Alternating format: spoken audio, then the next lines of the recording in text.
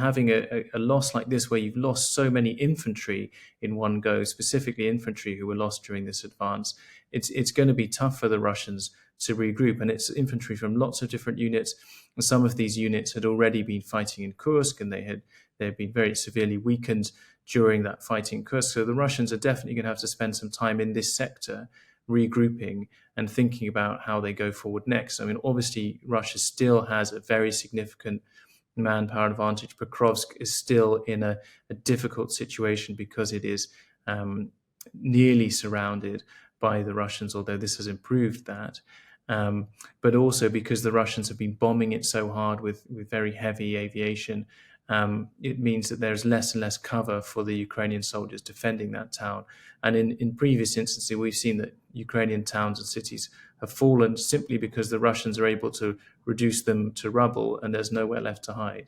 And this is about how Russian soldiers have been encircled by Ukrainian ones. And we're talking about the work partly of the 1st Azov Army Corps. Tell us about what's been happening.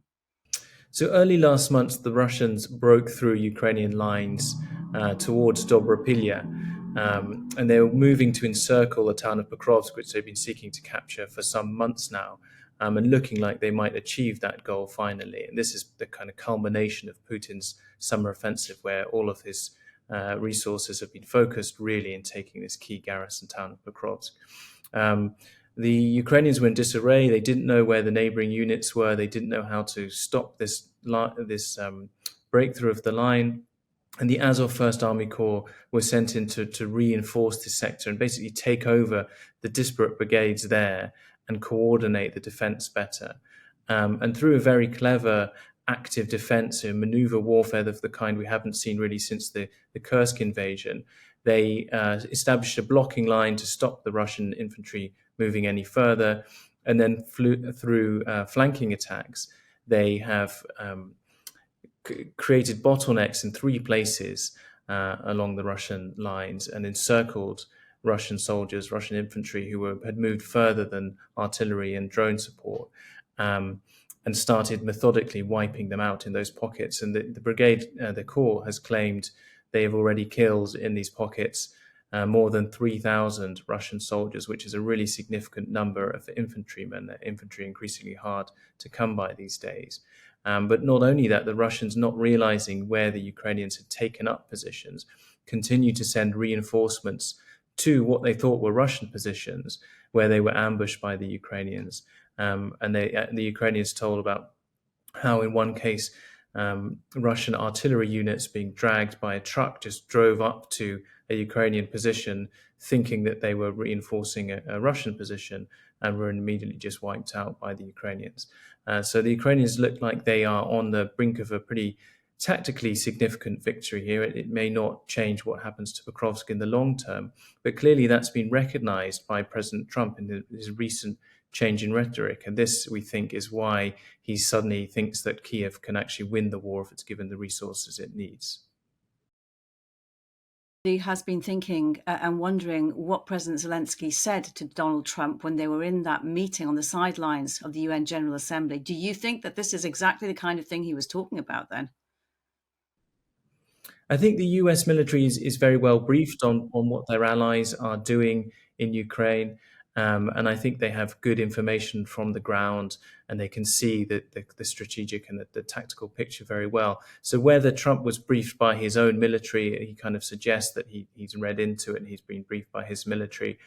This point might have been underscored by Zelensky as well during that conversation. But clearly Trump has changed his mind, and he talks specifically about knowing more about the military situation. The situation right now in that area is on the battlefield. How many Russian troops are trapped at the moment, and how many casualties have there been, to your knowledge at least? So they estimate hundreds of Russian soldiers being trapped in these different pockets, and there have already been more than 3,000 Russian casualties in the month since the Azov Corps has taken over. This is the 3,000 figure they say is verified by video. They did show us some videos, but it's impossible to verify that claim altogether. They also said that they had destroyed 28 tanks and nearly 1,000 different pieces of Russian equipment, including over 100 artillery units during their counterattacking.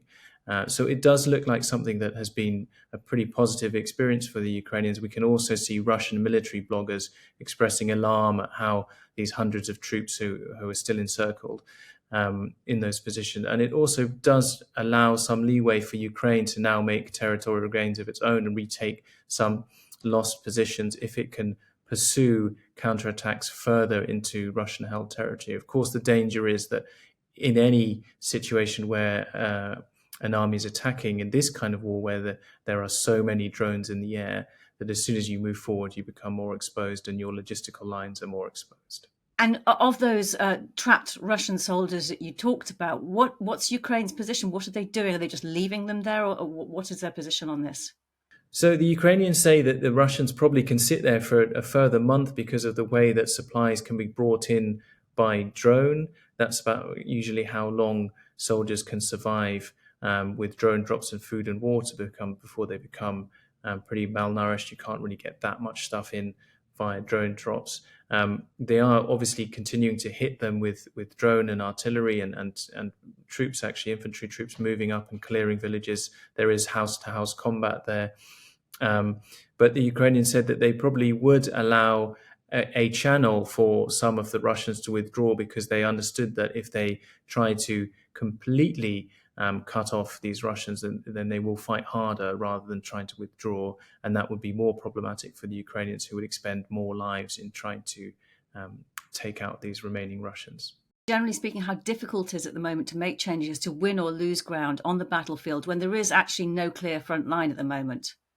It's very difficult. I mean, there's a big grey zone because drones can fly so much further, and soldiers cannot really stick their head above ground, and they've had to abandon obvious trenches in favor of kind of small concealed foxholes strung out along the line. And that means that Russian and Ukrainian soldiers can stealthily sometimes move between those foxholes in small groups and then build up behind the line to assault positions from there. But it's very, very difficult. Everything can be spotted easily from the air. There are so many drones in the air, and we had a nasty experience of that when we entered Dobropilyan. There was a Russian FPV drone very close in the air above us. We had to abandon our car and scramble for cover. And there was a very tense 10 minutes, I can tell you, when we were waiting to see what that drone would do, until eventually it dropped and hit a different target nearby, much to our relief.